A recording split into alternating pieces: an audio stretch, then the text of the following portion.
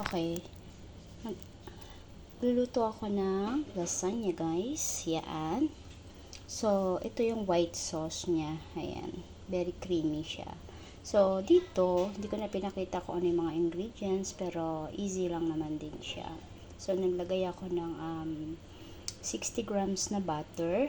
Oo, minelted ko siya, and then nilagay ko yung plain flour. Yung plain flour is only 1/4 cup. And then yung milk is only 450 ml. Tapos nilagyan ko siya ng tawag dito, salt and pepper, yung white pepper. And then nilagyan ko rin siya ng ano bang tawag doon? What's this? Konting pampalasa. So, yun. So, dito naman, ito yung pinaka-sauce niya. Ayan. Ayan. Minced beef, and then chopped tomato. Meron din tong red wine, at saka laurel. Ayan. Lagyan siya to. And then salt and pepper, and a little bit of sugar. And meron din siyang ano ba to? Bacon bits. Yon. Ayun, bacon bits tawag dun. Kalimutan ko na, guys. Ayan. Meron siyang bacon bits. So, yan. Yan. Shoutout pala sa team classmate at sa lahat ng team dyan at sa lahat ng mga sumusuport sa mga pagbablog ko. Salamat, guys, sa lahat-lahat ng support nyo. So, ito, mixing video lang naman din to. Ayan. Kasi magluluto lang ako ng lasagna. So, uumpisahan ko na nga yung pagbe-base ng lasagna sheet. So, ito na nga. Nag-i-start ako. Nilagyan ko muna siya ng lasagna sheet. And then, nilalagyan ko siya ng sauce. Ayan. Ganyan siya.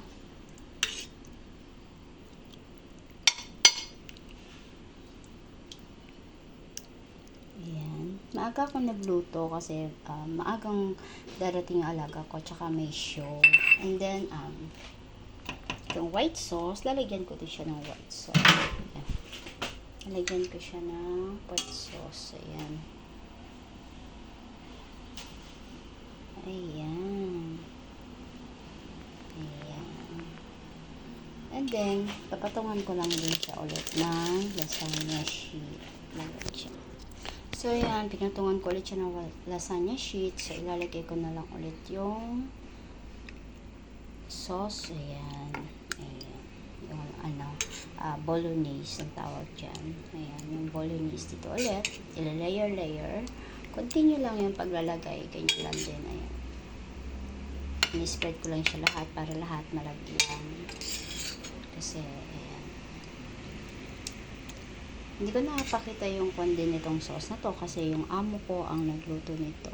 Pero pag ako nagluto kasi, hindi siya ganyan na parang medyo malabnaw sa akin kasi medyo talagang lutong-luto yung pinakamit niya. Ayan. So, anyway, sila naman din yung kakain niyan. Ayan.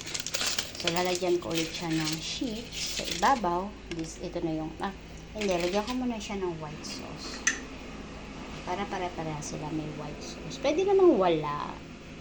Oo, nasa sa inyo yun na style niyo. So, ako, yan. Ganyan ako. Nilalagyan ko talaga siya yan. Para magkalasa din yung sa gitna. And then, lagay ko na ulit ito. Wala namang masasayang. Oo, basta mayroong mga pira-pira. So, pwede naman yan ilagay.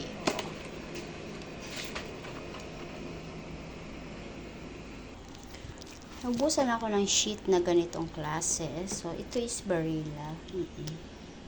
Ayan siya. Ganyan din siya. Ayan. So, lagyan ko ulit. Ito na yung pinaka-last layer niya. Lalagay ko na itong lahat. So, ayan. Lalagay ko na nga. So, lalagay ko na yung white sauce niya. So, ayan na. Nilagay ko na yung white sauce niya. I-spread lang natin. Ikakalat lang natin. Ika-cover natin lahat. Ayan. Cover natin lahat yan.